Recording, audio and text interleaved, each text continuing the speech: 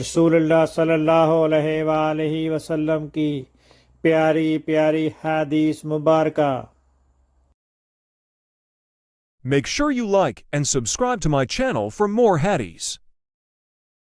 امام مالک نے ابو بکر بن عبد الرحمن کے غلام سمی سے خبر دی، جنہیں ابو صالح سمان نے، انہیں ابو ہریرہ رضی اللہ عنہ نے، کہ رسول اللہ صلی اللہ علیہ وسلم نے فرمایا کہ جو شخص جمعے کے دن غسل جنابت کر کے نماز پڑھنے جائے تو گویا اس نے ایک اونٹ کی قربانی دی، اگر اول وقت مسجد میں پہنچا، اور اگر بعد میں گیا تو گویا ایک گائے کی قربانی دی، اور جو تیسرے نمبر پر گیا تو گویا اس نے ایک سینگ والے مینڈھے کی قربانی دی، اور جو کوئی چوتھے نمبر پر گیا تو اس نے گویا ایک مرغی کی قربانی دی، اور جو کوئی پانچویں نمبر پر گیا اس نے گویا انڈا اللہ کی راہ میں دیا۔